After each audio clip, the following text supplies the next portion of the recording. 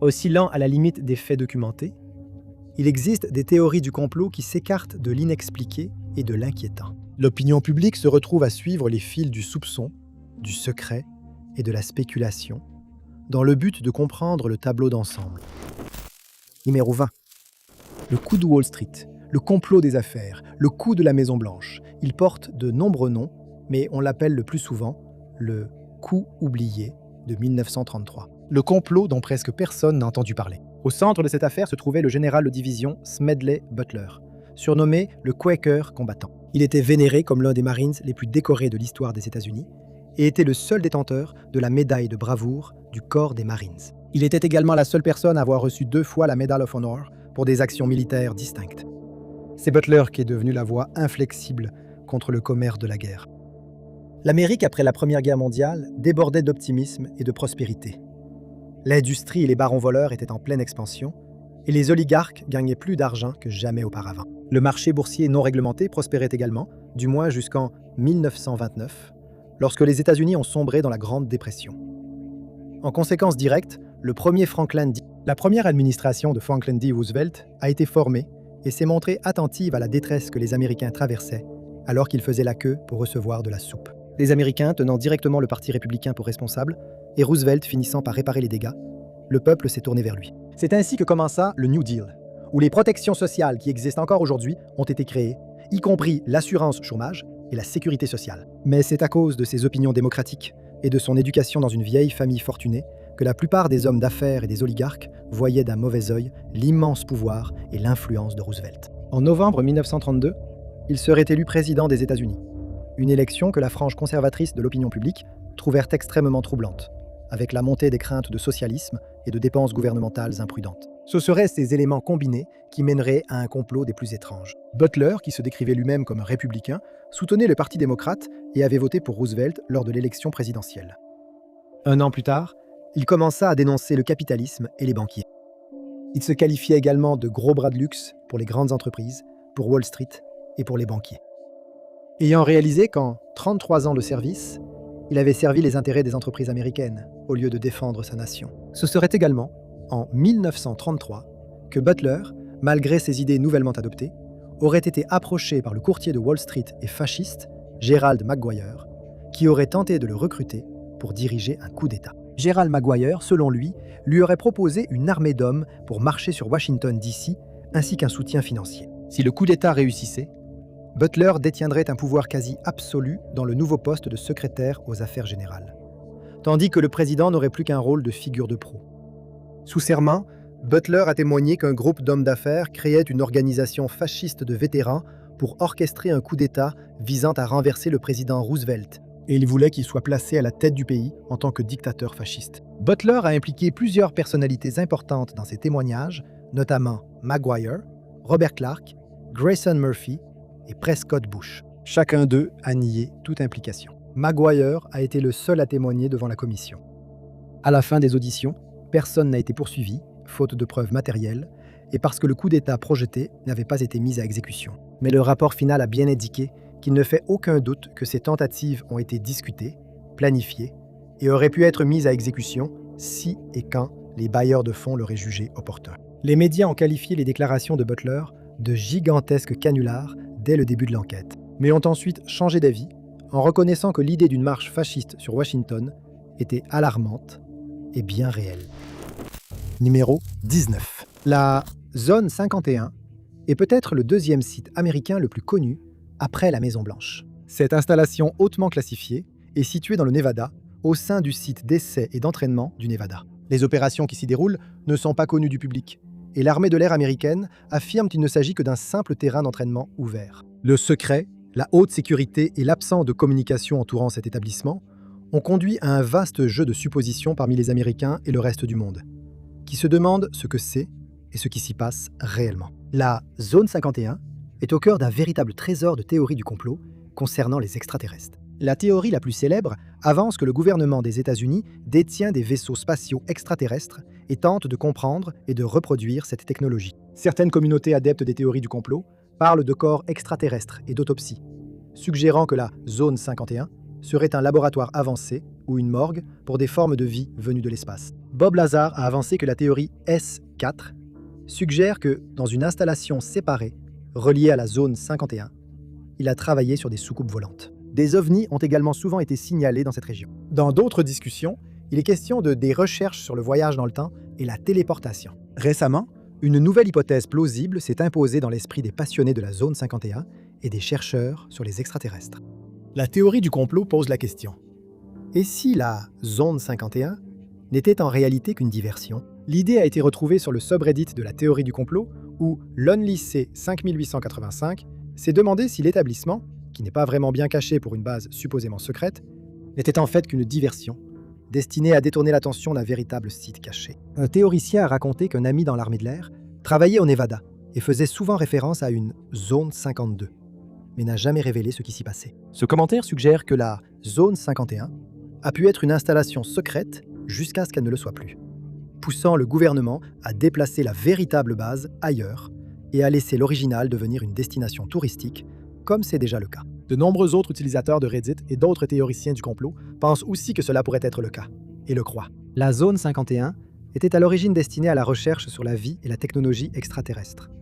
Mais elle a fini par attirer beaucoup plus d'attention que ce qui aurait permis de garder le secret. D'où la relocalisation, tenue secrète. Certains pensent que la nouvelle adresse se trouve sur une île sans nom, qui n'apparaît ni sur les cartes, ni sur Google Earth. La question est donc devenue, si la zone 51 n'est pas le véritable endroit, alors où se trouve la base secrète du gouvernement censée se consacrer à la recherche sur les extraterrestres? La supposée zone 52 pourrait se trouver n'importe où. Il existe des bases en Alaska, comme la JBR et le AFB.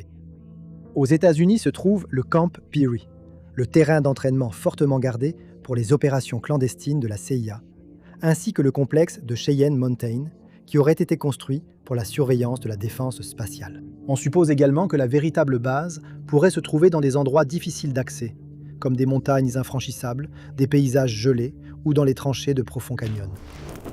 Numéro 18. Il existe un phénomène universellement reconnu de disparition des chaussettes, où des vêtements sont placés dans une grande machine à laver et seuls certains d'entre eux en ressortent. Bien que cela soit considéré comme un événement comique dont beaucoup rient, le mystère des chaussettes disparues, aussi amusant que cela puisse paraître, est bien réel. Le vêtement concerné disparaît et personne, pas même les experts, n'a réussi à découvrir où il a fini. Certains ont proposé en plaisantant des récits absurdes, tandis que quelques-uns ont analysé le phénomène pour élaborer des hypothèses de travail.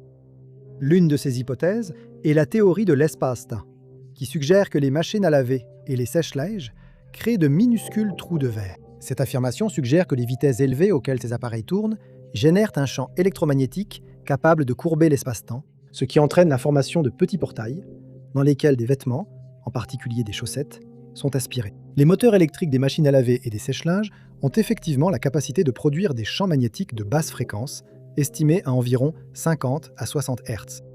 Les trous de verre sont également un concept théorique qui existe dans la théorie de la relativité générale d'Einstein et n'ont jamais été observés. Cela étant dit, des études récentes sur les échos potentiels de trous de verre, c'est-à-dire les signaux provenant de l'autre côté d'un trou de verre, suggèrent l'existence d'un écho.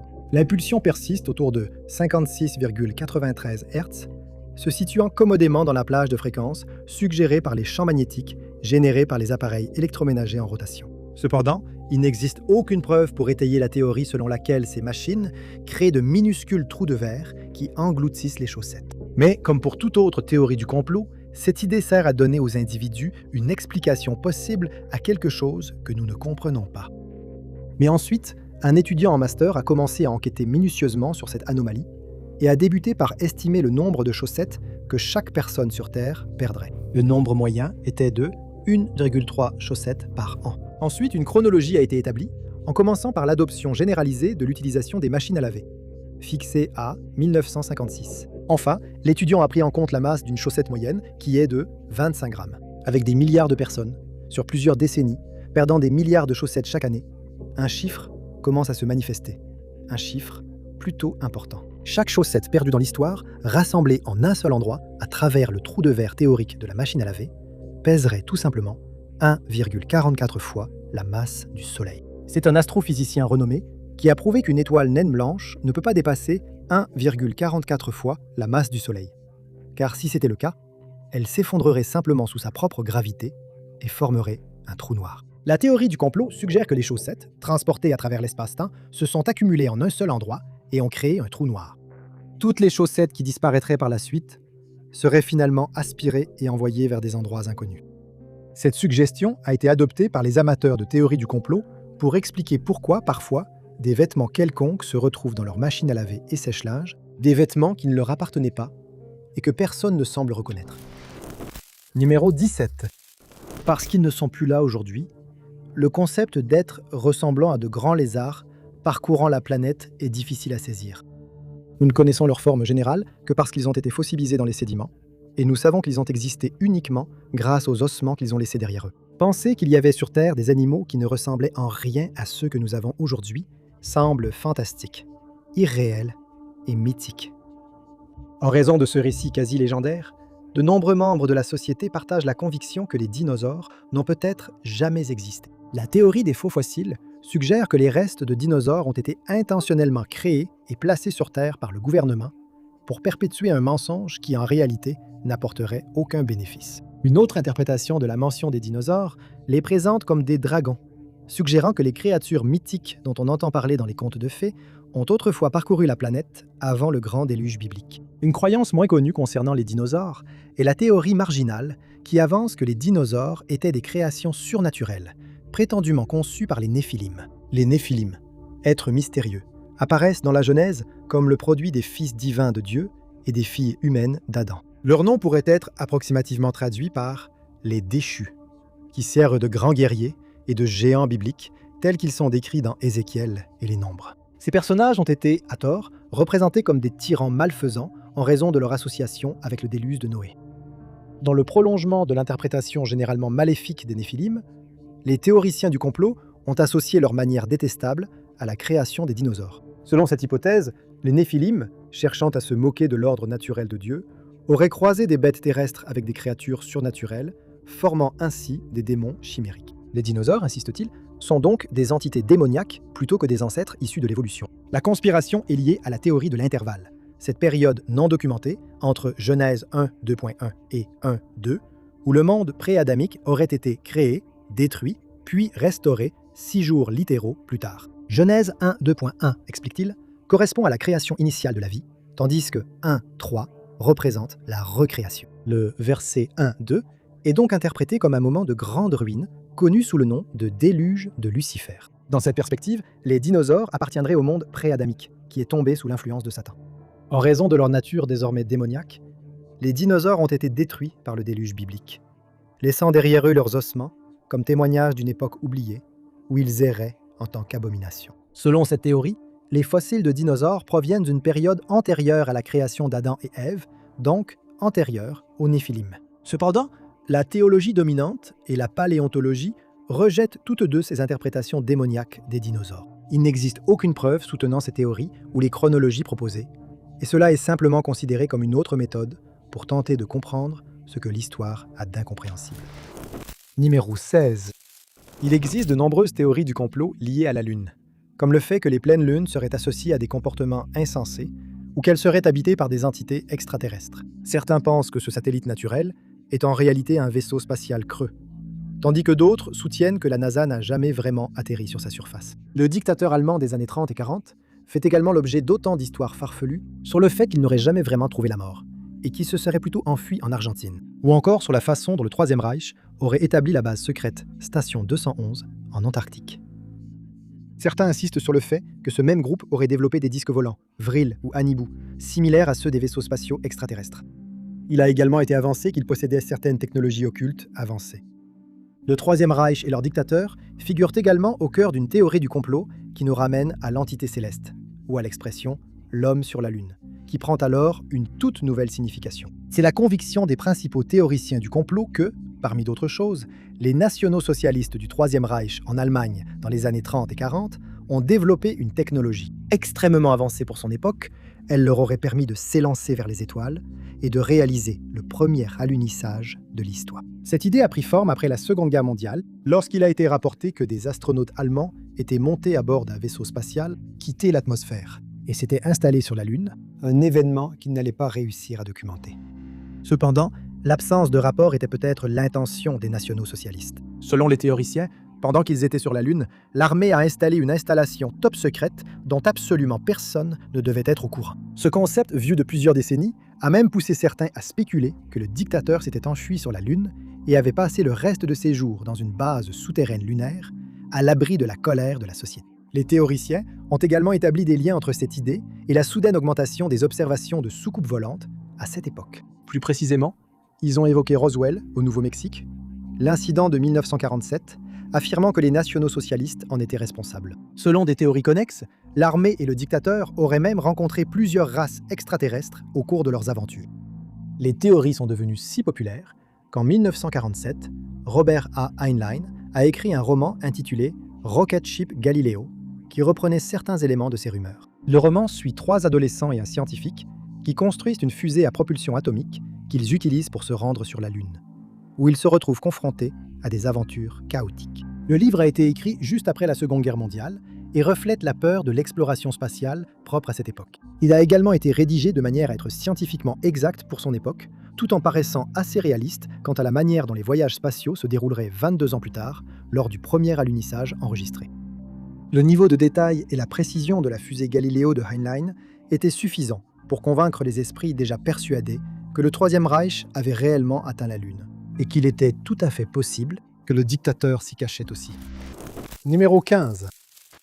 Pendant 9 jours, 1 heure et 32 minutes, à partir du 1er avril 2026, un équipage à bord d'Artemis II s'est rendu vers la Lune pour un survol lunaire. Le voyage les a emmenés autour de la Lune avant de revenir, faisant des membres de l'équipage les premières personnes à observer la face cachée de la Lune, ou le côté obscur, comme beaucoup l'appellent. La mission a marqué la première fois, dans l'histoire documentée, où la face cachée de la Lune a été photographiée, nous permettant sur Terre d'observer en haute résolution la surface criblée de cratères. Mais la mission Artemis II a soulevé de nouvelles questions, comme pourquoi, en 57 ans, ne sommes-nous pas retournés sur la Lune? La réponse officielle à cette question est que l'intérêt du public a diminué, et avec lui, le soutien à l'exploration lunaire aussi. Mais on peut se demander pourquoi, après une seule mission, l'intérêt a soudainement diminué. Pour les théoriciens du complot, la réponse à la question de savoir pourquoi nous ne sommes pas retournés était beaucoup plus complexe. Et elle commençait par l'idée que nous n'étions pas retournés sur la Lune parce que nous n'y étions pas allés en premier lieu. Tout comme la théorie selon laquelle l'alunissage était faux, des citoyens sceptiques ont avancé que la mission Artemis II n'avait en réalité jamais eu lieu, mais qu'il s'agissait plutôt d'un autre événement mis en scène. Juste une autre distraction pour détourner l'attention des méfaits des personnalités haut placées et populaires. Et cela a certainement fonctionné pendant 10 jours entiers. À partir du moment où les astronautes sont montés dans la fusée, le public suivait la mission seconde après seconde. Les optimistes, comme les sceptiques, ont suivi la mission de près, s'émerveillant de la qualité exceptionnelle des images retransmises sur Terre. Pour les optimistes, c'était inspirant, et ils regardaient avec admiration. Pour les sceptiques, cependant, ce n'était qu'un mensonge de plus. Des écrans verts, affirmait-il, servaient de décor à une autre fausse mission. C'était un autre moment sur le plateau du film qu'est l'Amérique. Les théoriciens ont relevé d'étranges incohérences dans les images, des bugs et des choses qui ne semblaient tout simplement pas avoir de sens. Par exemple, certains ont souligné l'une des vidéos des astronautes et la façon dont les cheveux de Christina Koch ne se comportaient pas comme on pouvait s'y attendre. Ils semblaient rester figés dans leur position, ce qui a suscité du scepticisme autour de la mission dans son ensemble. Dans une autre vidéo, visionnée plus d'1 million de fois, les astronautes sont vus en train de flotter en apesanteur. Mais les théoriciens ont rapidement émis des hypothèses et ont fait remarquer que des fils semblaient apparaître à l'image, suggérant qu'ils étaient simplement suspendus devant un décor. Des rumeurs de séquences générées par l'IA ont également circulé, renforcées par l'outil de vérification de filigrane SynthID. Des débats sur les images de la face cachée de la Lune sont également entrés en jeu. Certains ont supposé que les photos devaient être truquées parce qu'on peut voir de la lumière sur les images, ce que la NASA a expliqué par l'alignement du Soleil, de la Lune et du vaisseau spatial. Un autre élément présenté comme preuve pour soutenir l'affirmation que la mission Artemis II était une supercherie était la ressemblance frappante entre les images de la mission Apollo 8 en 1968 et celle de la mission de 2026. La Terre, semblait-il, était exactement dans la même orientation par rapport à la Lune qu'elle ne l'était toutes ces années auparavant. Mais c'est une dernière maladresse qui allait donner du crédit à cette théorie du complot. Un lapsus freudien qui suffisait à convaincre une bonne partie du public que la mission Artemis II n'avait pas eu lieu. Lors d'une interview, le capitaine de la mission, Reed Wiseman, a fait la déclaration suivante, disant, je cite, « C'est la première fois que nous allons envoyer des humains sur la Lune. La mission Artemis II, cependant, aurait été la 2e fois que l'humanité se rendait sur la Lune, si tant est qu'elle ait eu lieu. selon les théoriciens du complot. Numéro 14. C'est en 2024 que 2 des catastrophes naturelles les plus dévastatrices se sont produites à proximité l'une de l'autre aux États-Unis. La première des deux a touché terre le 26 septembre dans le nord-ouest de la Floride et a été nommée ouragan Hélène, un grand cyclone tropical catastrophique. L'intensification rapide a provoqué d'importantes destructions en balayant le Tennessee, la Géorgie, la Caroline du Nord et la Caroline du Sud. Les vents étaient violents et les inondations rapides, et à la fin de son passage, il est devenu l'ouragan le plus meurtrier à frapper les États-Unis depuis l'ouragan Maria. À peine un mois plus tard, la prochaine catastrophe dévastatrice a frappé. C'était un autre cyclone tropical surpuissant qui a apporté des vents intenses, de fortes pluies et d'immenses inondations au Yucatan, au Mexique, à l'ouest de Cuba et au centre-est de la Floride. L'ouragan Milton a touché terre en octobre 2025 et est devenu célèbre pour son intensification explosive, passant d'une tempête de catégorie 5 en moins de 24 heures au plus puissant ouragan de l'Atlantique jamais enregistré. Milton a causé d'importants dégâts, totalisant 34,3 milliards de dollars. Les réseaux d'infrastructures et les cultures ont été perdus. Et comme si la destruction ne suffisait pas, après le deuxième ouragan, une théorie du complot, inspirée des célèbres chemtrails et de la théorie selon laquelle le gouvernement crée la météo, a envahi les réseaux sociaux. Il a été avancé que les ouragans avaient été créés par le gouvernement des États-Unis et dirigés vers des communautés spécifiques dans le cadre d'un vaste complot politique. Au cours de la saison des ouragans de l'Atlantique 2024, il y a eu 18 tempêtes nommées et 11 ouragans. Ce que certains ont interprété comme un signe qu'un certain niveau d'orchestration se jouait en coulisses. Les théoriciens ont examiné plusieurs des zones touchées par les ouragans cette année-là, y compris les trajectoires d'Hélène et de Milton. Ils ont conclu que le gouvernement avait dirigé ces tempêtes désastreuses vers les États bleus, où les votes allaient majoritairement au Parti démocrate. Cela suggérait que ces catastrophes avaient été provoquées pour des raisons politiques. Les théoriciens ont également allégué que, sous les administrations précédentes, des ouragans avaient été dirigés vers les États rouges. Selon les théoriciens, les systèmes radars Doppler NEXRAD sont utilisés pour guider les tempêtes tropicales vers les cibles. Bien sûr, il n'y a aucune preuve solide pour étayer cela, et beaucoup de ces ouragans se produisent rarement pendant ou à proximité d'élections importantes aux États-Unis.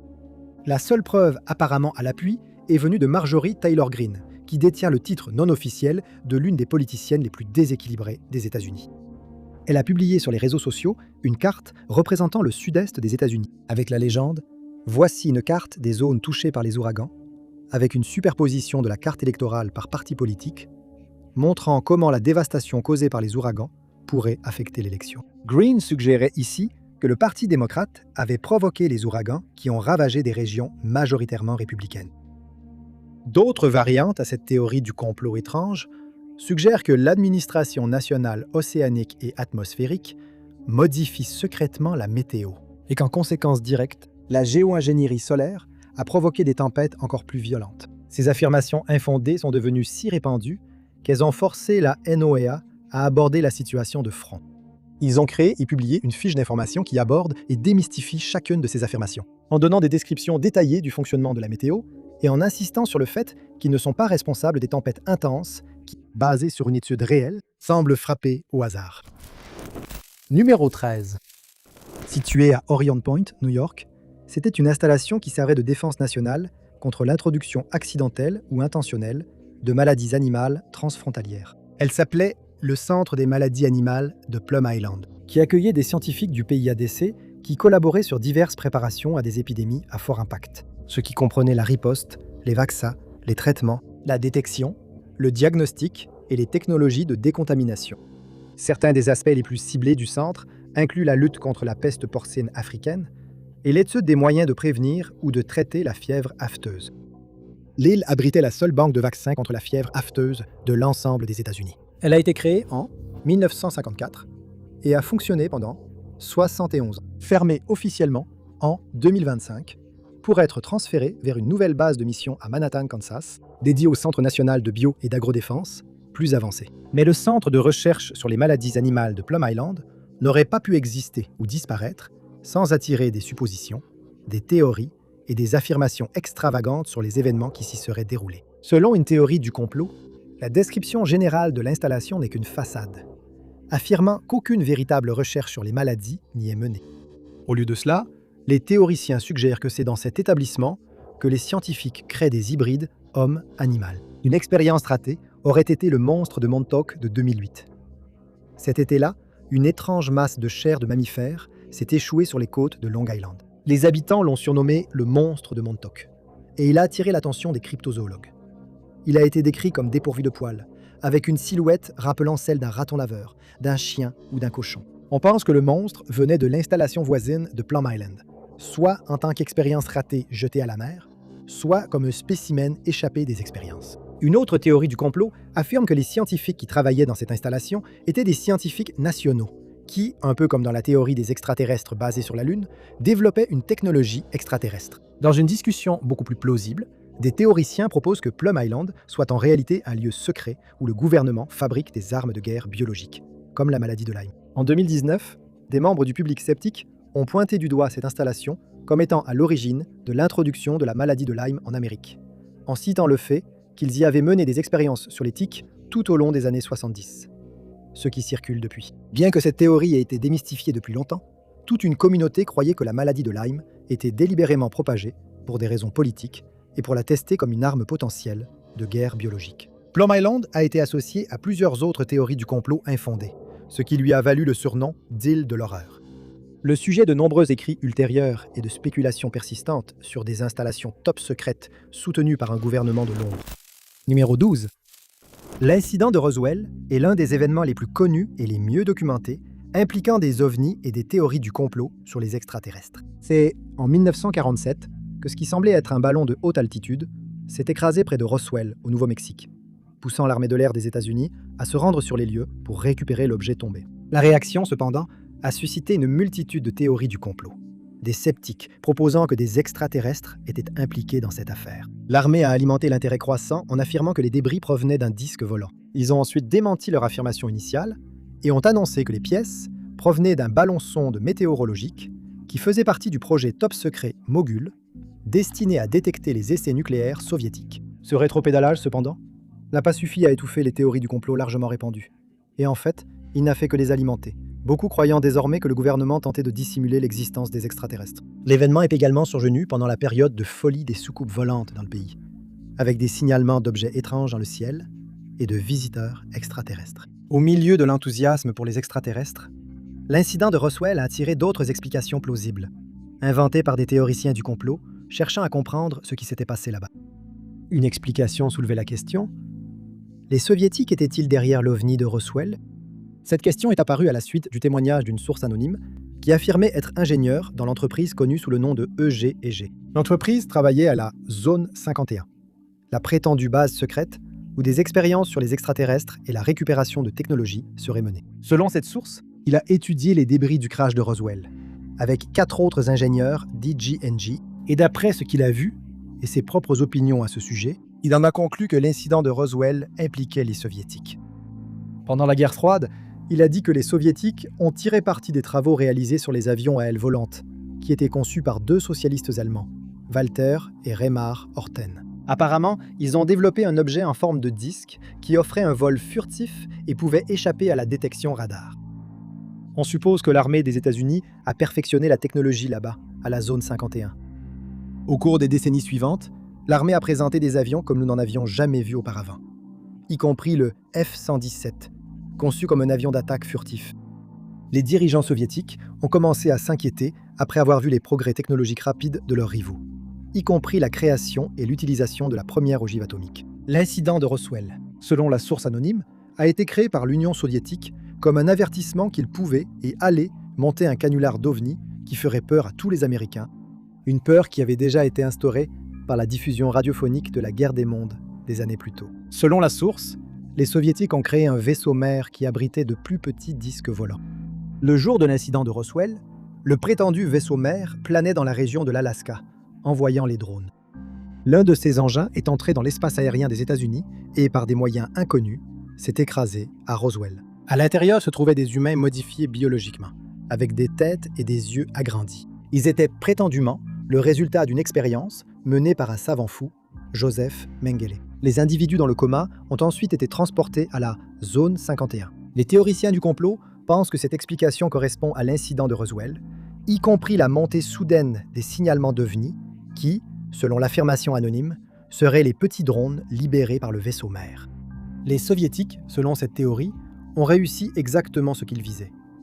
La panique s'est répandue à travers l'Amérique, de nombreux citoyens croyant qu'ils étaient attaqués par une espèce extraterrestre. Les craintes ont été renforcées par la déclaration initiale de l'armée, qui affirmait que l'objet de Roswell était un disque volant. Suite à la déclaration et aux théories qui circulaient, la rumeur s'est répandue que l'explication du ballon-sonde n'était qu'une opération de dissimulation. Numéro 11. Le 5 mai 2026, au milieu d'un nombre croissant d'affirmations extravagantes, le secrétaire à la Défense, Pete Hegseth, s'est adressé au public avec une déclaration étrange, en disant « Je ne peux ni confirmer ni nier si nous avons des dauphins kamikazes, mais je peux confirmer qu'ils n'en ont pas. » Le « il » auquel il faisait référence, c'est l'Iran.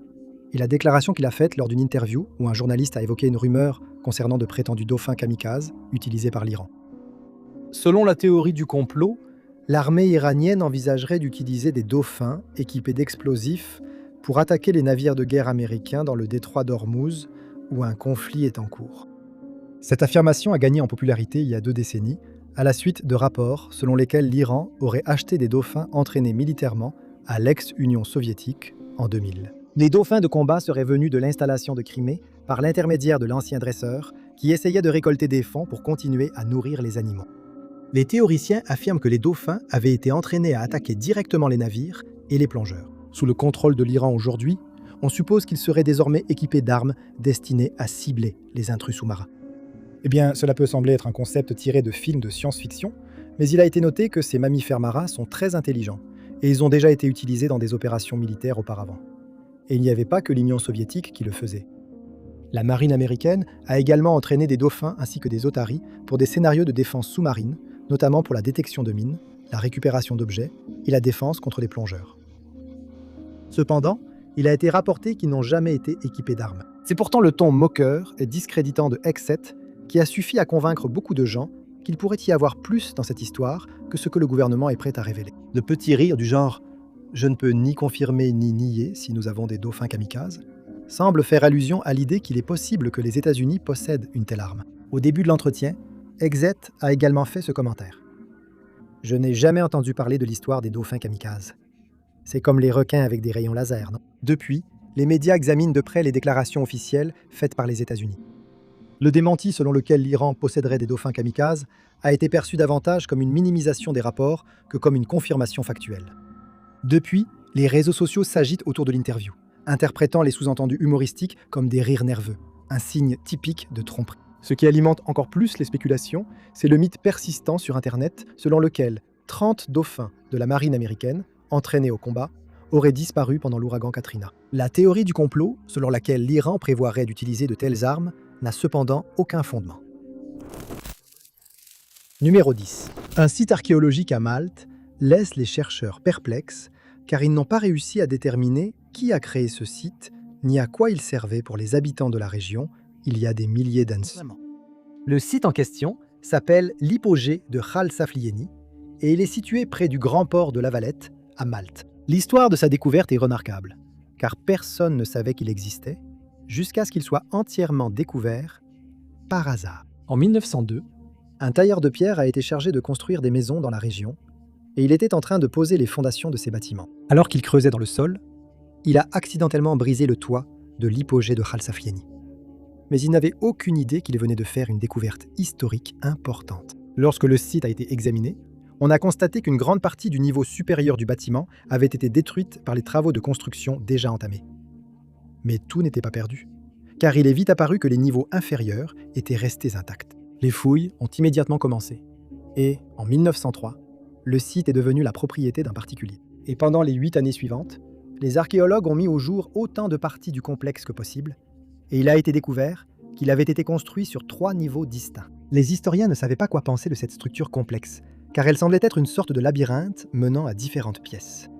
Ils ont également trouvé des couloirs et de petites alcôves dans le complexe, mais ils n'étaient pas sûrs de l'utilité de ces pièces. L'ensemble du labyrinthe avait été méticuleusement taillé dans le calcaire, et certains des travaux réalisés étaient d'une qualité supérieure. Une partie de la maçonnerie était très soignée et précise, et nous n'avons aucune idée de la façon dont cela a pu être réalisé, avec des outils primitifs il y a des milliers d'années. Au fur et à mesure que les fouilles avançaient, Plusieurs fosses circulaires ont été découvertes dans différentes zones ouvertes. Et il a été supposé que ces espaces étaient utilisés lors de cérémonies de culte. Mais en raison de la construction étrange de l'hypogée de Al-Safia, certaines personnes ont d'autres théories quant à sa véritable fonction. Certains historiens pensent que cette méthode de construction spécifique a été choisie pour améliorer les propriétés acoustiques du complexe, car les chambres semblent être finement réglées sur des spectres de fréquences particuliers. Si tel est le cas, l'hypogée de Al-Saflian pourrait être l'une des plus anciennes structures jamais créées dans le but d'améliorer le son des instruments de musique. Bien que la structure elle-même soit mystérieuse, certaines des reliques qui y ont été trouvées sont également assez étranges. Parmi celles-ci se trouve une statuette à laquelle on a donné le nom de la Dame endormie. On pense qu'elle représente la mère nature, ou, selon l'avis de certains chercheurs, il s'agirait d'une représentation de la fin de la vie. Ce site, qui remonte à une période comprise entre 4000 et 2500 avant Jésus-Christ, mérite beaucoup plus d'études, et les fouilles continueront probablement encore longtemps. Espérons que les recherches permettront d'en apprendre davantage sur ce peuple mystérieux et sur la façon dont il vivait à l'époque. Numéro 9. Au début, on pensait que la liste des rois sumériens ne contenait que des créatures et des personnages issus de la mythologie de cette civilisation. Mais des découvertes rendues possibles grâce à l'analyse de l'ADN pourraient prouver le contraire, ajoutant encore plus de mystère à cette étrange découverte. Le premier nom de la liste date d'il y a 226 000 ans, ce qui peut sembler étrange, puisque les historiens ne croient pas que des civilisations existaient à cette époque. On pense que la civilisation sumérienne n'a commencé qu'en 5400 avant Jésus-Christ, et qu'elle s'est terminée 600 ans plus tard. Ainsi, le fait que la liste des rois commence des centaines de milliers d'années plus tôt a laissé les historiens perplexes. Ce qui suit est une liste de noms de rois qui ont régné sur Sumer jusqu'en 1817 avant Jésus-Christ. Les noms sont écrits en sumérien, comme on peut s'y attendre, et ils sont gravés sur des tablettes d'argile qui ont été trouvées dans l'ancienne Mésopotamie, qui correspond aujourd'hui au sud de l'Irak. La liste a été trouvée lors de plusieurs fouilles dans cette région au cours du XXe siècle, et le premier fragment a été découvert par le chercheur germano-américain Hermann Hilprecht. Il a fait cette découverte à la fin des années 1800, et après de nombreuses recherches, il a publié ses conclusions en 1906. En 1911, Jean-Vincent Chillet a découvert d'autres fragments, et au fil des années, 18 fragments ont été récupérés sous la terre. Il raconte également un grand déluge, très similaire à celui décrit dans la Bible, qui aurait eu lieu dans cette région il y a des milliers d'années. Mais on ignore encore s'il s'agit d'un récit fictif ou historique. Ce qui rend la liste des rois sumériens si étrange, c'est le fait que certains des rois mentionnés avant ce grand déluge auraient régné pendant des milliers d'années chacun, ce qui devrait bien sûr être impossible. 8 des rois mentionnés auraient régné collectivement pendant 100 ans. Ce qui a amené certaines personnes à suggérer que la liste est soit fictive, soit qu'elle relate la mythologie de l'époque. Le roi Enmu-Lu-Anna est mentionné comme ayant régné pendant 100 ans, et le roi Kali-Uga est mentionné comme ayant régné pendant 1000 ans. Cela a encore alimenté la théorie mythologique, puisque le nombre 432 est souvent utilisé dans le mysticisme à travers l'histoire. Il revêt aussi une importance particulière chez les Vikings, les Mayas et les Grecs de l'Antiquité. Mais d'autres ont une explication plus logique. Certains historiens pensent que ces chiffres sont codés dans une formule qui utilise le système mathématique sumérien en base 60. Lorsqu'on applique cela à la liste, les périodes pendant lesquelles ces rois d'avant le déluge ont régné deviennent beaucoup plus raisonnables. Mais lorsqu'on l'applique aux rois d'après le déluge, le système échoue. Selon la liste, une fois que les eaux du déluge se sont retirées, la royauté sumérienne est descendue des cieux et une toute nouvelle ville du nom de Kish est apparue. Certains des rois mentionnés après cette période sont Nangish-Nangish-Lishma, qui a régné pendant 670 ans, et Tsukakip, qui a été roi pendant 900 ans. Certains historiens ont comparé ces longs règnes à ceux des rois dans la Bible, dont on dit aussi qu'ils ont vécu pendant des centaines d'années. Certains ont même suggéré que la liste est d'une certaine manière liée à ces rois, mais cela n'a pas été prouvé. Au total, les rois après le déluge ont régné pendant 10 ans, 3 mois et 3 jours et demi. La royauté se déplace ensuite à Uruk et dans plusieurs autres régions de l'actuel Irak. Au fur et à mesure que les dates de la liste avancent, le règne de chaque roi devient plus court, à l'exception de quelques autres qui sont indiqués comme ayant régné pendant des siècles. Pendant longtemps, on a cru que les Sumériens avaient créé la toute première civilisation humaine. Mais grâce à des tests ADN qui ont été effectués sur un échantillon, soumis par un homme nommé Albert Perry, On lui a dit que son ADN pouvait être retracé jusqu'à un ancêtre ayant vécu il y a environ 338 000 ans, ce qui était considéré comme impossible, et l'est encore par beaucoup. Ainsi, beaucoup de gens restent convaincus que les rois de cette liste ont réellement pu vivre pendant des milliers d'années, mais pour l'instant, c'est à prendre avec des pincettes en attendant que d'autres informations soient découvertes. Numéro 8. L'affaire déconcertante de Sir Charles Kingsford Smith remonte à 1935. Et puisqu'il n'a jamais été retrouvé, son cas reste un mystère australien non résolu. Smith s'était fait un nom de son vivant, car il était considéré comme un aviateur expert qui dégageait beaucoup de charme. Sa carrière a été marquée par de nombreux exploits que personne n'avait accomplis auparavant, comme traverser toute l'Australie lors d'un vol sans escale, voler de l'Australie à la Nouvelle-Zélande, puis de l'Australie à Londres, et accomplissant la première traversée du Pacifique vers l'Est.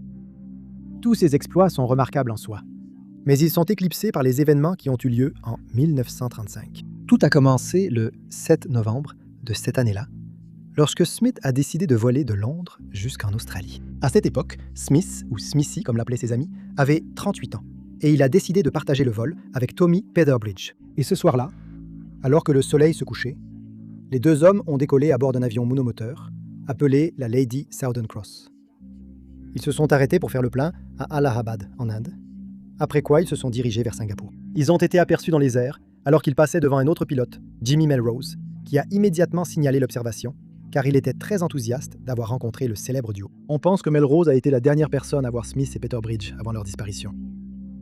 Il convient de noter qu'après avoir failli perdre la vie en survolant Bondi Beach lorsqu'il était jeune, Smith a développé une aquaphobie. Cela signifiait que chaque fois qu'il survolait le lot, il était sujet à des crises de panique. Mais on ignore si cela a un rapport avec sa disparition, bien que cela semble peu probable puisqu'il avait un copilote avec lui qui aurait pu prendre le contrôle de l'avion à tout moment.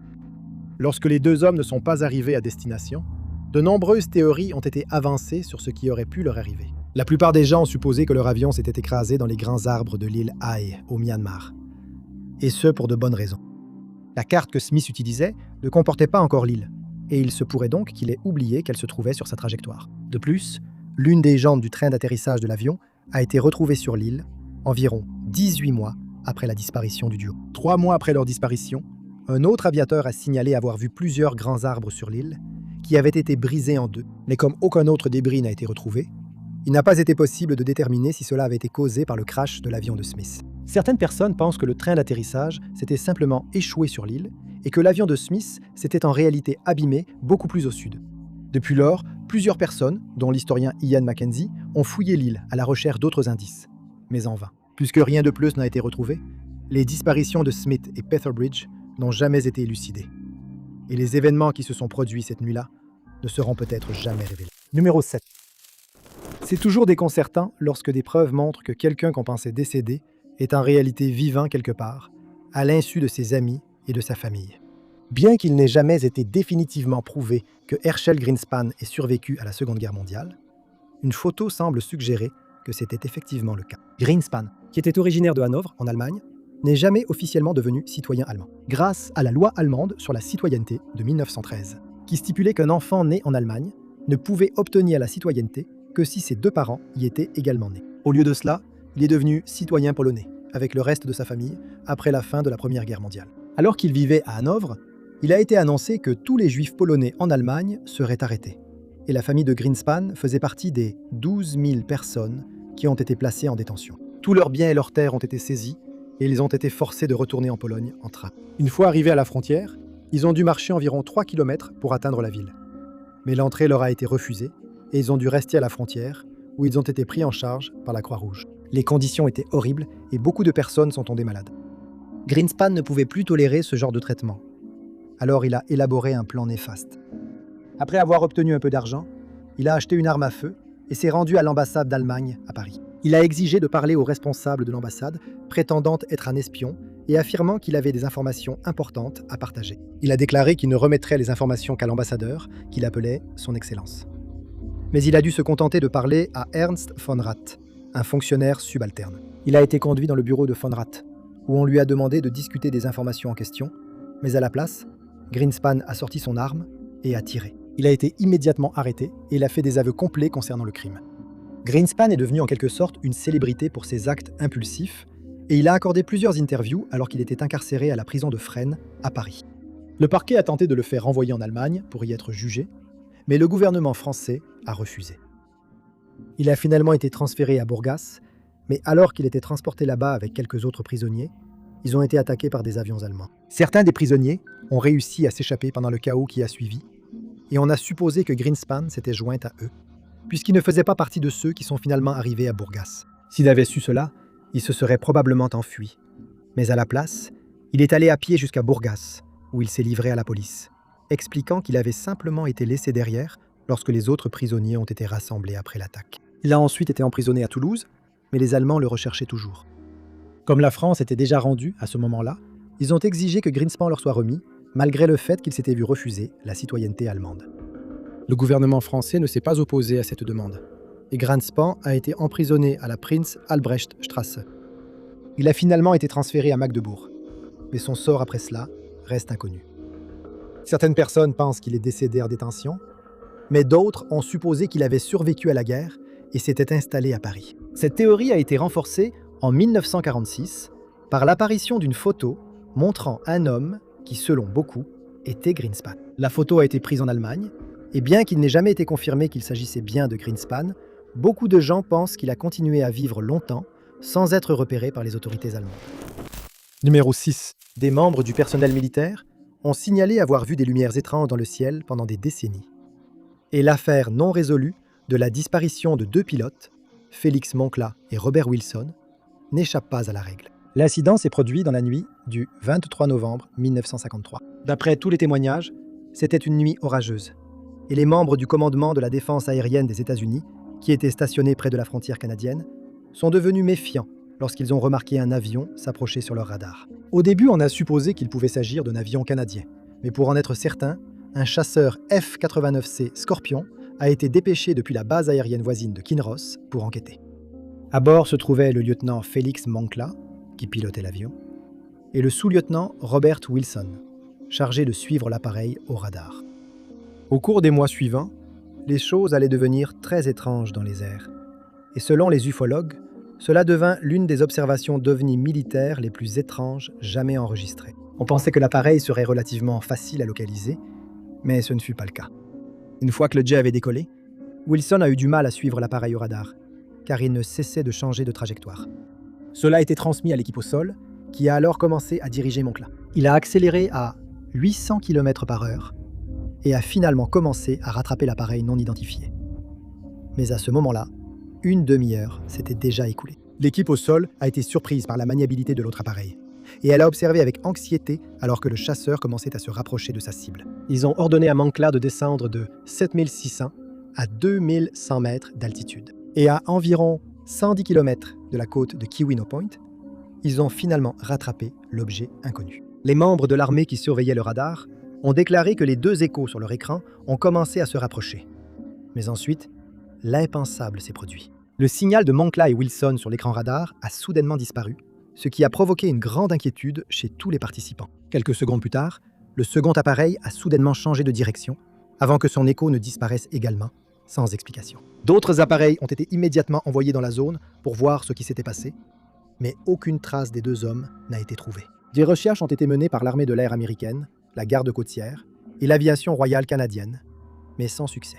Dans son rapport aux médias, l'armée a expliqué que les 2 signaux sur leur radar semblaient se rejoindre à un moment donné, après quoi leur avion de chasse a soudainement disparu, comme s'il s'était volatilisé. Mais ils allaient modifier cette déclaration peu de temps après, et ont affirmé qu'un opérateur radar avait mal interprété ce qu'il avait vu, et que Moncla et Wilson avaient réussi à intercepter l'objet, qui était un avion C-47 de l'aviation royale canadienne. Ils ont également affirmé que l'avion avait dévié d'environ 30 miles de sa trajectoire prévue pour pénétrer dans un espace aérien restreint. Lorsqu'on leur a posé des questions sur Wilson et Moncla, ils ont supposé que le pilote avait soudainement été victime d'une crise de vertige, ce qui a provoqué le crash de l'avion dans le lac supérieur, alors que les 2 hommes retournaient à la base après avoir mené à bien leur mission. L'armée canadienne a déclaré qu'il s'agissait d'une invention, puisqu'aucun vol n'avait été effectué cette nuit-là.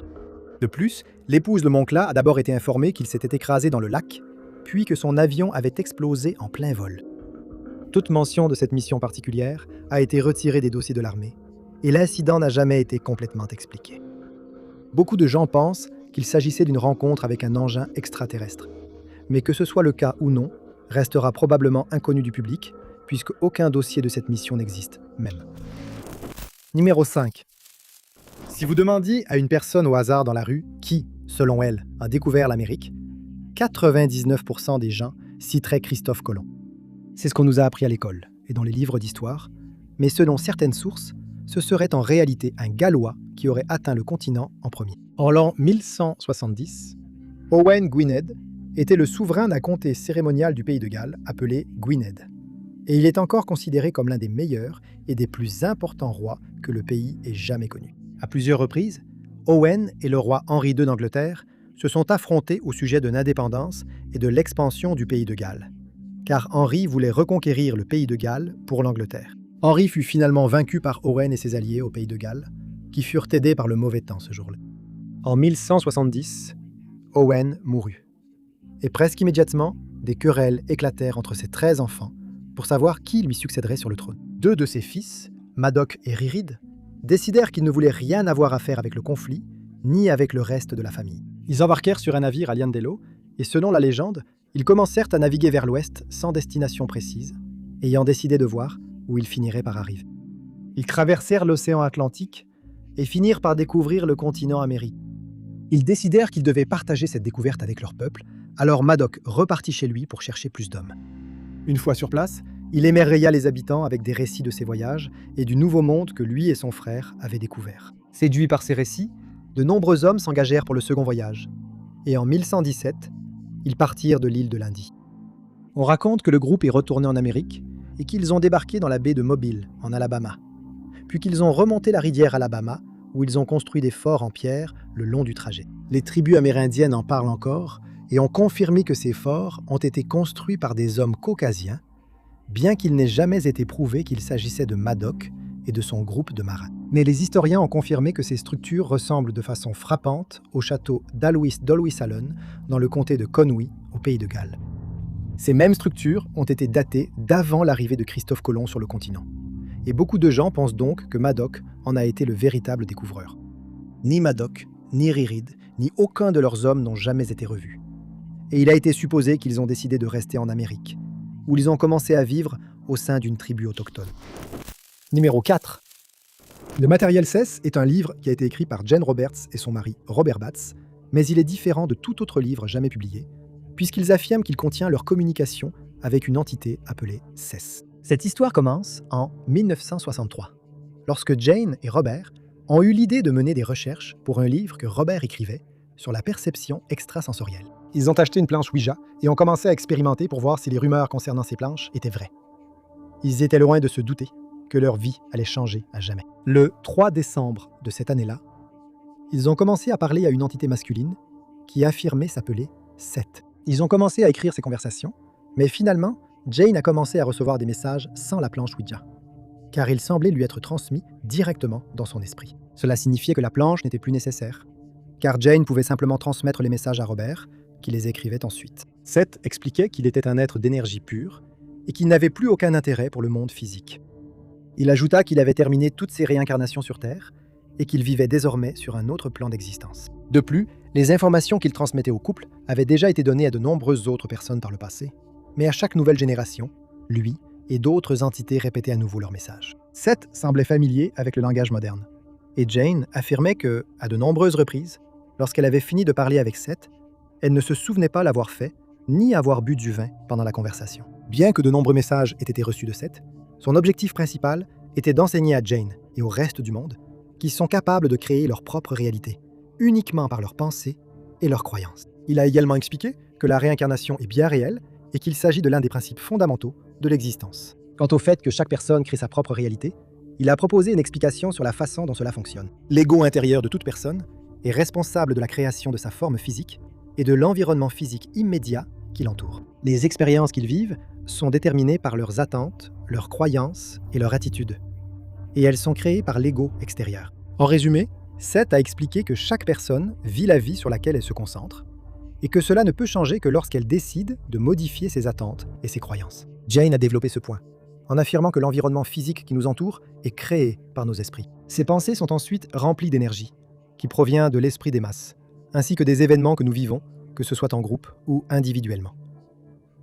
Les individus sont créés de la même manière, par la pensée et l'énergie. De plus, Seth a affirmé qu'il n'y a ni début ni fin à la réalité, et il a promis que quiconque le suivrait ferait l'expérience d'une conscience modifiée et vivrait des aventures qu'il n'aurait jamais pu imaginer. Ces séances ont continué pendant encore 21 ans, jusqu'à ce que Jane décède en 1984. Alors que beaucoup de gens pensent que Seth n'a jamais vraiment existé, beaucoup d'autres ont trouvé de la sagesse dans les écrits de Jane, car ils estiment que ses livres ont changé leur façon de penser le monde pour le mieux. Numéro 3. Au XVe et XVIe siècle, la noble famille Corte Real, originaire d'Espagne, était connue pour son amour de l'exploration des océans du monde. Les deux fils de la famille, Gaspar et Miguel, ont hérité de cet amour de leur père, Joao Vaz Corte Real. On disait que Gaspar était le véritable aventurier des deux, car il avait grandi en écoutant des histoires de terres lointaines, et il apprit rapidement à lire les cartes. Son désir d'aventure n'a été que renforcé par les découvertes faites par d'autres explorateurs vers 1500, qui comprenaient de nouvelles routes commerciales, de nouveaux continents, des territoires et des peuples qu'il n'avait jamais vus auparavant. À l'âge adulte, Gaspar fut choisi par le roi Manuel Ier du Portugal pour rejoindre d'autres explorateurs dans la découverte de nouvelles régions. Et lors de son premier voyage, il aurait peut-être atteint le Groenland, bien que cette théorie reste sujette à débat. Il affirmait qu'avant que lui et ses hommes ne puissent poser le pied sur la terre ferme, le mauvais temps les avait forcés à rebrousser chemin, mais il avait bien l'intention de revenir avec plus d'hommes. Une fois qu'il eut rassemblé un grand groupe d'explorateurs, en 1501, il repartit en mer, cette fois avec 3 navires. Lorsqu'ils atteignirent la région, ils trouvèrent la progression difficile à cause des conditions glaciales. Les navires n'étaient pas conçus pour briser la glace. Alors Gaspard décida de changer de cap, et on pense que le groupe a accosté à Terre-Neuve, ou peut-être au Labrador. L'expédition avait été un succès, et Gaspard ramena avec lui au Portugal environ 60 personnes qui vivaient dans cette région. Mais quelque chose que nous ignorons s'est produit en chemin, car les 2 autres navires sont arrivés sains et saufs, mais celui de Gaspard était introuvable. Miguel ne pouvait pas accepter que son frère ait simplement disparu. Et comme il avait lui aussi le goût de l'aventure, et qu'on lui avait promis une partie des terres découvertes, il décida de partir à la recherche de Gaspard. En 1502, il rassembla un nouvel équipage de marins, et avec 3 navires, il quitta Lisbonne. Il se dirigea vers la région où son frère avait été vu pour la dernière fois, ce qui signifiait que lui et ses hommes devaient traverser les mêmes eaux glacées que Gaspard et ses équipages avaient rencontrées. Cela ne posa pas de problème majeur, car ils atteignirent la région sans grande difficulté. Mais ensuite, Miguel commit une erreur fatale. Il décida qu'il devait couvrir plus de terrain plus rapidement et ordonna aux 3 navires de se séparer. Ils convinrent de se retrouver à un certain endroit à la mi-août de cette année-là, et 2 des navires arrivèrent effectivement, mais celui de Miguel avait disparu, tout comme celui de ses frères. On a supposé que son navire avait soit été endommagé de façon irréparable par la glace, soit qu'il avait coulé lors d'une tempête. La famille Corte Real n'abandonna pas pour autant. En 1503, leur frère, Vasco Hannes, envoya 2 navires dans la même région pour rechercher ses frères, puisqu'ils n'étaient, de façon compréhensible, pas autorisés à accompagner l'expédition. Et certains historiens ont émis l'hypothèse que l'un ou les 2 frères avaient décidé de ne pas retourner au Portugal et qu'ils auraient vécu longtemps dans l'une de ces régions. Mais cela n'a bien sûr jamais été prouvé, et les historiens ne peuvent que spéculer sur ce qui est arrivé aux frères Corte Real il y a tous ces siècles. Numéro 2. On dit que le peuple de la culture campaniforme a joué un rôle déterminant dans l'introduction de l'âge du bronze en Grande-Bretagne et qu'il aurait pu contribuer au remaniement de Stonehenge. Mais nous savons très peu de choses sur cette civilisation et sur la vie qu'il menait. On pense maintenant, grâce à l'analyse de l'ADN, que le peuple de la culture campaniforme est arrivé en Grande-Bretagne entre 2400 et 2600 avant Jésus-Christ, et que leur arrivée a marqué la fin de la période néolithique. De plus, on dit que leur ADN a remplacé presque tout l'ADN des habitants originels de la Grande-Bretagne, ce qui signifie que presque aucun des habitants d'origine de l'île n'est lié aux humains modernes qui y vivent aujourd'hui. Cela a été déterminé lors d'une étude qui a comparé l'ADN de personnes enterrées en Grande-Bretagne avant et après l'arrivée de ce peuple énigmatique. Le chercheur principal, le professeur Ian Barnes, a rapporté que l'ADN retrouvé dans les restes de personnes enterrées après leur arrivée était remarquablement différent de celui des habitants d'origine, ce qui suggérait qu'il y avait eu un renouvellement massif de la population. Le peuple campaniforme a reçu ce surnom grâce à son style de poterie distinctif. Il y a environ 4500 ans, ils ont commencé à produire des poteries en forme de cloche qui n'avaient jamais été vues auparavant, et qui ont été aperçues pour la première fois dans l'Espagne et le Portugal actuel. Ce style est rapidement devenu à la mode en Europe, et un siècle plus tard, il a été aperçu pour la première fois en Grande-Bretagne. Bien qu'aucune explication solide n'ait été trouvée, des chercheurs ont suggéré que le peuple campaniforme était en train de migrer en masse et qu'il apportait ce style de poterie partout où il allait. Au cours de quelques centaines d'années, de plus en plus de membres du peuple campaniforme sont arrivés en Grande-Bretagne. Et en peu de temps, ils avaient presque entièrement remplacé l'ADN des habitants originels de la région. Nous avons même une bonne idée de leur apparence. Grâce à l'ADN qui a été analysé, les chercheurs pensent qu'ils avaient la peau claire, les cheveux clairs et les yeux de couleur claire. Au moment de leur arrivée, les autochtones de Grande-Bretagne avaient généralement les yeux marrons, les cheveux bruns et la peau couleur olive, ce qui n'est certainement plus le cas aujourd'hui. Cela semble soutenir la théorie selon laquelle les habitants d'origine ont été progressivement remplacés, puisque le peuple de la culture campaniforme aurait eu des enfants avec les autochtones qui ont fini par sombrer dans l'oubli. Quant aux origines du peuple campaniforme, on pensait initialement qu'il venait du Libéria, mais les experts n'en sont pas totalement certains. Il a également été suggéré qu'ils se sont mélangés avec des chasseurs-cueilleurs en Europe avant de voyager vers la Grande-Bretagne, ce qui signifie que leur ADN avait aussi été modifié avant leur arrivée. Ce n'est pas normal que l'ADN d'un groupe domine complètement celui d'un autre et finisse par le supplanter. Mais certains chercheurs pensent qu'il y a une explication à cela. Ils pensent qu'une épidémie aurait pu éclater et qu'une tragédie s'en serait suivie. Il est tout à fait possible que les campaniformes aient été immunisés contre les effets de la maladie, alors que les Britanniques d'origine ne l'étaient pas. Ainsi, les campaniformes auraient continué à prospérer, tandis que les Britanniques succombaient à la peste, ce qui aurait entraîné la diminution de leur ADN au fil des années. Il a même été suggéré qu'ils ont commencé à utiliser Stonehenge et de nombreux autres sites néolithiques qui avaient été construits en Grande-Bretagne et qu'ils auraient pu participer à la refonte du célèbre monument, bien que cela n'ait pas été prouvé. Ils ont initié les autochtones de Grande-Bretagne à la métallurgie, au tir à l'arc et à leur style de poterie distinctif. Si jamais l'une de ces affirmations s'avère définitivement vraie, cela pourrait changer les livres d'histoire tels que nous les connaissons. Mais pour l'instant, nous avons encore beaucoup à apprendre sur ces anciens campaniformes. Numéro 1. Au fil des siècles, les archéologues ont découvert des artefacts étonnants, qui semblent n'avoir aucune explication. Certains sont découverts dans des endroits les plus improbables, où ils n'ont pas leur place, tandis que d'autres ont été fabriqués par des peuples dont nous n'avons jamais entendu parler auparavant. Certains seraient porteurs de malédictions, et d'autres représentent des animaux ou des objets que nous n'avons pas pu identifier, ce qui pousse certains à croire qu'ils ont été créés par des êtres venus d'ailleurs ou par des civilisations disparues avec le temps. Puis, il y a ces artefacts dont on dit qu'ils sont soit hantés, soit possédés par une entité maléfique. Ces récits sont généralement pris avec des pincettes, mais de nombreux visiteurs de la section égyptienne du Manchester Museum restent convaincus que l'un des artefacts exposés là-bas possède une volonté propre. L'objet en question est une statuette funéraire du Moyen Empire, exposée dans une vitrine au musée. Au début, on pensait qu'il ne s'agissait que d'un des centaines d'artefacts égyptiens anciens découverts au fil des ans.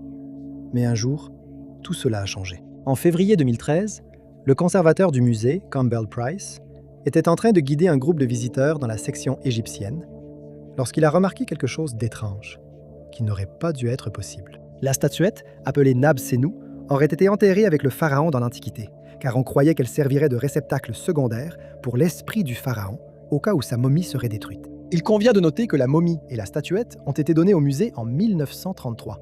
Et depuis lors, elles ont été conservées séparément l'une de l'autre. Le jour en question, Price a été surpris lorsqu'il a remarqué que l'artefact était tourné dans la mauvaise direction. Et il n'avait aucune explication à cela. Il a demandé au reste du personnel du musée si quelqu'un l'avait déplacé, mais personne ne l'avait fait. De plus, seules quelques personnes avaient les clés de cette vitrine en particulier, mais personne n'aurait déplacé la statue sans lui en parler d'abord. Il a ouvert la vitrine, a remis la statue dans sa position d'origine, puis a refermé la vitrine à clé. Le lendemain, elle était de nouveau tournée dans une autre direction, et le jour suivant, elle avait encore bougé. Il pensait qu'il devait y avoir une explication logique à cela, comme des vibrations qu'il ne pouvait pas ressentir, ni ses visiteurs. Mais aucun des autres artefacts dans la même vitrine n'avait bougé, et Price restait perplexe. Comme on soupçonnait que quelqu'un avait eu accès à la vitrine, une caméra y a été dirigée, et elle prenait une photo chaque minute. Lorsque les images ont été examinées, le personnel du musée a été stupéfait de constater que l'artefact tournait de lui-même, tandis que les autres restaient parfaitement immobiles. Il a été suggéré que la rotation pouvait avoir été causée par une friction différentielle, ce qui est certainement une explication plausible, mais Price est resté sceptique. Il a rapporté que la statuette avait été placée dans la même vitrine depuis un certain temps et qu'elle n'avait jamais bougé auparavant, ce qui n'aurait pas été le cas si ce type de friction en était la cause. De nombreux experts se sont penchés sur cette théorie, Mais personne n'a pu expliquer pourquoi l'artefact s'est soudainement mis à se comporter de cette manière alors qu'il restait parfaitement immobile auparavant. Elle reste exposée aujourd'hui pour que tout le monde puisse la voir. S'ils en ont le courage, bien sûr. Merci beaucoup d'avoir regardé. Si vous avez aimé cette vidéo, n'oubliez pas d'appuyer sur le bouton « J'aime ». N'oubliez pas non plus de vous abonner et de cliquer sur la cloche de notification pour rester informé de toutes nos prochaines vidéos. Je m'appelle Ty Notts et on se retrouve dans la prochaine vidéo.